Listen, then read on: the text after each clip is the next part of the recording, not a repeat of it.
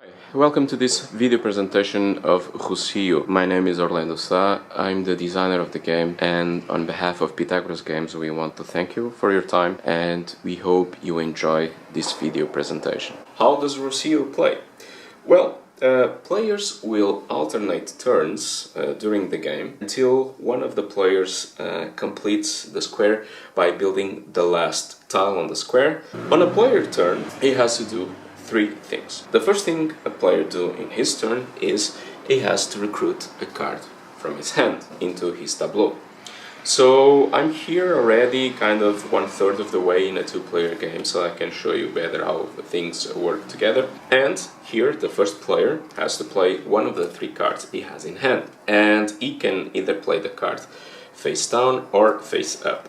So he decides to play this card in his tableau. When a card is played, always comes on the rightmost space of the player tableau, and the player decides to play the card face up. Playing a card face up means you have to pay the cost of the card. In this case, it's 3 coins. If I would play the card face down, then I wouldn't pay any cost at all. In this case, I have to pay 3 coins. Then, after you create the card, you can activate all the cards that you have under your player tableau.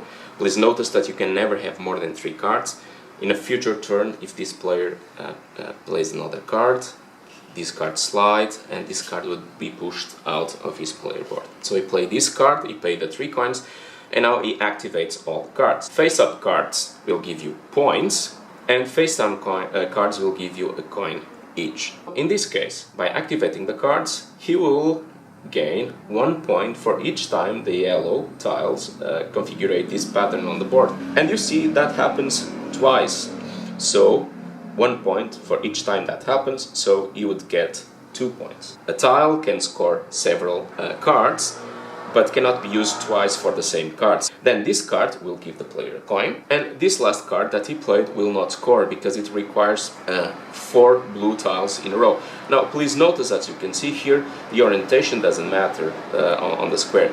The pattern just must be built there. After the player has activated the card he has under his player board, he goes to the second phase of his turn. The second phase of his turn consists in building tiles on the square and possibly making some money by doing that, because money is necessary to recruit cards and face-up cards are necessary to gain points. So now he's going to build. When a player builds on the square, he has to build from the leftmost tile into the rightmost tile of his player board. So the player is always forced to build his first tile. Now, there is a choice where you build, because if you build orthogonally adjacent to a similar tile, as a bonus you can build the next tile. However, if you don't build orthogonally adjacent to a similar tile, you have to stop.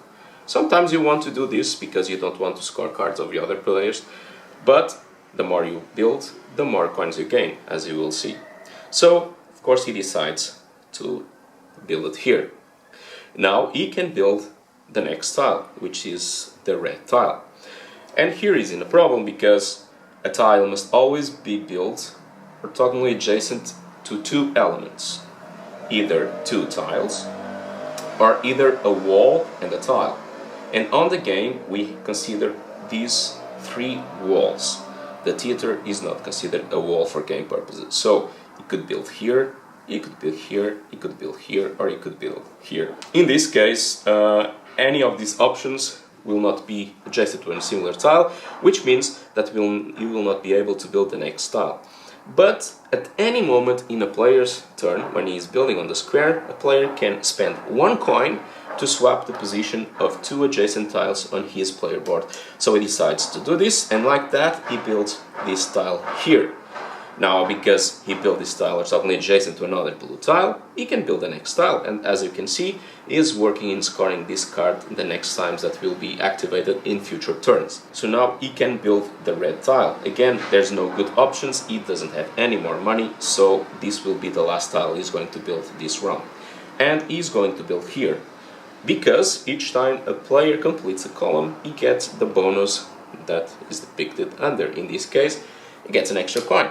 After he stopped build, because he cannot build anymore, the player sees how many coins are visible in his player board, in this case 2, so he gets 2 extra coins. And the last step of a turn, the player must take one of the cards on the market.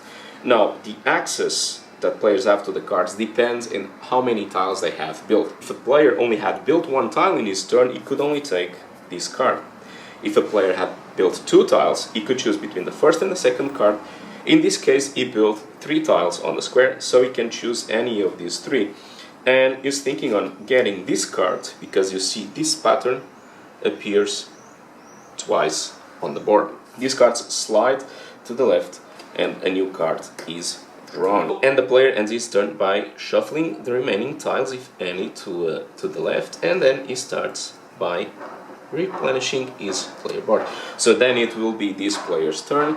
He will choose to play a card from his hand. He doesn't have any money, he only has 1 coin, so he cannot recruit a card face up, so he'll have to recruit a card face down. He would recruit this card. Then he activates all the cards, so he will get a coin from this card and a coin from this card, so 2 extra coins. And he will score this one here that gives him 4 points for each time this pattern appears.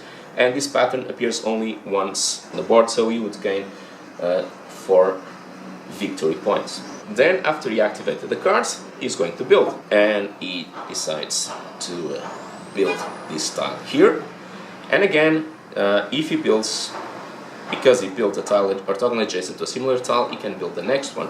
But again, if he builds here, or here, or here, which are the only valid places, he will not be able to build it orthogonally adjacent to a similar tile. So he decides to spend one of his coins to swap the position of these 2 tiles. So now, by building this tile here, he's allowed to build his next tile, which he will build here, which allow him to build his next tile, which he will build here again. A player completed the column, so he gets the bonus, so he gets 1 coin. He gains the 3 coins that are depicted on his player board. So now he has 6 coins that he can use to recruit better cards. And finally he draws a card into his hand, and he can take any of them because he built 4 tiles. And he's gonna take this one that he will be able to build because he has 6 coins. They will have 6 coins at the beginning of his next turn. When in a turn a player builds his last piece, builds the last piece on the board, he collects the special 3 victory points that he adds to the stock of points that he won, and the players cannot build anymore on the square, and the player will just finish his turn as normally by collecting coins and getting a card.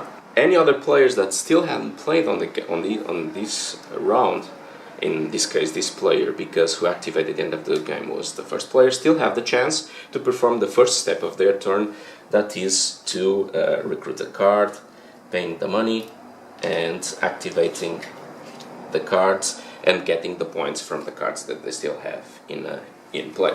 And then players will total the total amount of points. If there is a tie, tied players will see who has spent more money from the face-up cards that they have. In this case, this player spent 9 coins and this player has spent 13 coins. So if they would be tied, this player would win the game. I also want to make mention very briefly that this game comes with a mini expansion included that is called the Nobles, and they work the same as Stonemason cards. They will be shuffled in the deck, but the difference is when a player buys a card face up, instead of paying a cost, every other player will receive a coin. The player doesn't receive anything. And then these Noble cards require that also patterns exist on the board, but doesn't matter the color. So in this case, for example, this card could score this green pattern, and if there would be a pattern of another color with the same shape, it could also score that card. And the game comes also with a fully automated solo mode where you're actually playing against a virtual player. Now, just very briefly, the virtual player is controlled by a deck of cards. On the virtual player turn, you simply take the card from the top of his deck, you place it next to the cards that he played in previous turns, and first of all he scores points. So in this case he will score 16 points, and then you will look at the arrow on the back of the top card of the deck, and you can see this arrow varies depending on the card, and this will tell you which section of the card you resolve. In this case, this section. This means he is going to build 3 tiles on the board, and then he's gonna discard the third card from the market. When he builds, is very simple. Just like a player, he always starts from left to right, and if he can build orthogonally adjacent to the same color piece, he does. So in this case, he will be building here. Then when he builds the next one, he does the same. Can he be built adjacent to the same color? Yes, he does it. The very important thing is that he doesn't have to build orthogonally adjacent in order to be able to build. He will always gonna build the number of pieces that says there. And then finally, this last piece, can he build orthogonally adjacent to a similar piece? No. Then he always tries to build on the leftmost space. And in this case, the leftmost spaces possible to build are this one and this one. And how does he break that tie? You look at the card and you see the arrow next to it means that he starts from bottom to the top. So he will discard the card from the market, this card here. And like this, he mimics a human player by building on the board, taking out cards and scoring points. So I hope you have enjoyed this video explanation of Rossio, and thank you very much.